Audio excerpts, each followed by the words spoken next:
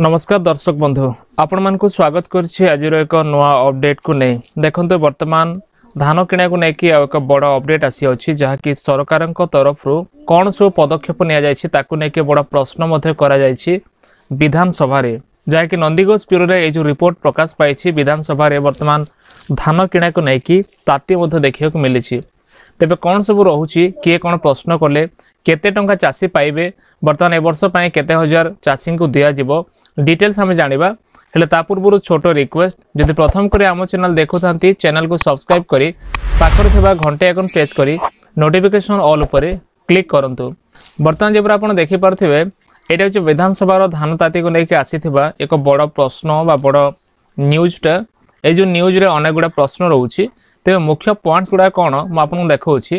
जेमति कि विधानसभा रे धान किणा को लेके वर्तमान ताती उठिछि विधानसभा हुलुस्थुलुस मध्य हेछि प्रश्नकाल आरंभ करिकि मुलतवी प्रस्ताव पर्यंत धान किणा को लेकिन बहुत तर्क वितर्क भी हेछि से तर्क वितर्क मध्य रे हमरो जोगाण मंत्री जे अछंती तांकु शासक दल एवं विरोधी दल दुई पक्षर मध्य प्रश्न करा जायछि तेबे देखंतु धान किणा रे विलंब एवं विरोधी अभियोग को लेकिन जो पॉइंट गुडा को अछि जेमति कि वर्तमान पर्यंत मध्य धान संग्रह आरंभ हेनी धान संग्रह ए जे आरंभ हेनी एवं गत वर्ष नवेम्बर मासर प्रथम सप्ताह धान किणा आरंभ होइथिला किंतु ए वर्ष नवेम्बर मास सरी कि डिसेम्बर मास हेलानी किंतु धान किणा आरंभ होइनी बोली कि विरोधी मानकर अभियोग थिला एथरो एक मास मध्य विलंब हेलानी आ हजार हजार चासी पंजीकरण मध्य हेई पारेनी वर्तमान जे रजिस्ट्रेशन मध्य हेई पारेनी केवल बरगढ़ रे 5000 चासी पंजीकरण रो वंचित हेछंती बोली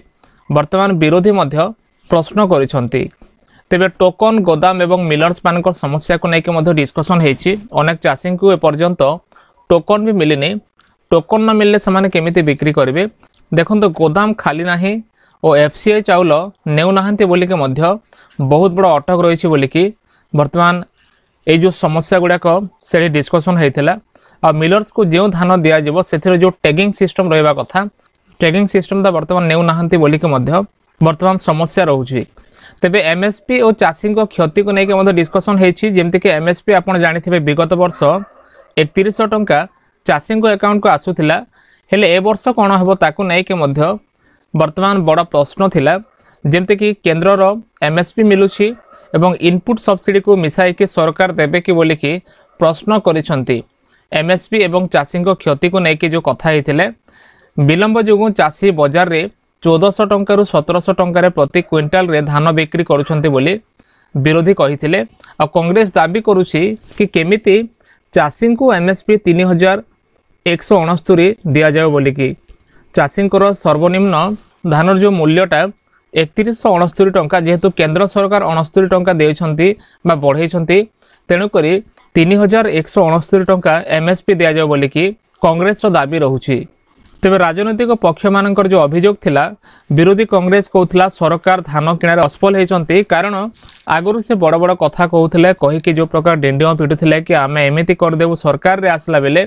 3100 टंका देई देबो चासी को किंतु वर्तमान जाए धान किणारे असफल हेचंती 28 नवेम्बर रे कलाहांडी बरगढ़ रे धान किणिया को थिला किंतु सरकार किणले नाही मिलर माने चासी को हैरान करूछंती एभला पॉइंट गुडा को लेकिन विरोधी अभियोग करिछि शासक दल बीजेपी रु धान किणार अव्यवस्था बहुत बोली कि सेमाने मध्य किछि कहिसंती जहा कि पार्टी रो निज एक विधायक जे कहिसंती विभाग मंदिर समन्वय नाही विभाग मध्य समन्वय नाही सेमती सरकार रो पक्ष जो अछंती जोगाण मंत्री को प्रतिक्रिया मध्य आसीथिला समस्त प्रश्न परे परे जेमति कि से कहिले अदिनिया वर्षा जोगु विलंब हेउछि वर्षा ए वर्ष लागी रहिला जून 1 तारिख रु आरंभ है कि वर्षा थिला नवेम्बर पर्यंत अदिना वर्षा जोगु विलंब हेउछि बोली कि जोगाण मंत्री को प्रतिक्रिया रहिला 2,54,569 चासी को वर्तमान जाए टोकन दिया जायछि बोली तांको पक्षरु से रखिले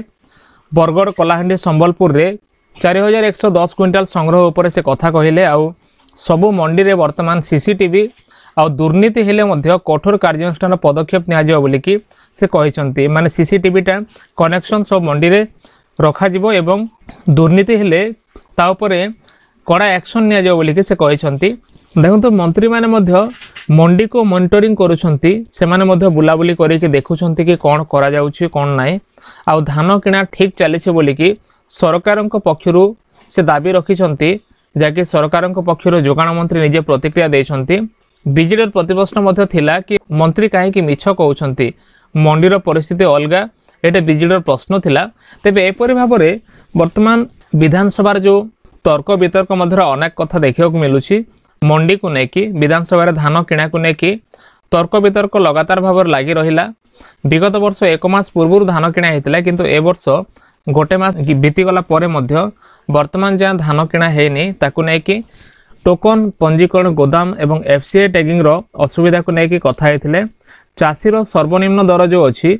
से जो बिक्री रेटा 1400 ରୁ 1500 जो बिक्री कर व्यापक क्षति चाषी हो। तेणुक केमी 3169 टंका चाषी को मिल कांग्रेस तांकर पक्ष रखिले, विरोधी अभियोग आ सरकार निज कथा रखिले। तेबे समन्वयर अभाव अच्छी बोले शासक दल मध्य से मानिले। आ सीसीटीवी टोकन देवा धान संग्रह संख्या सरकार दाबी से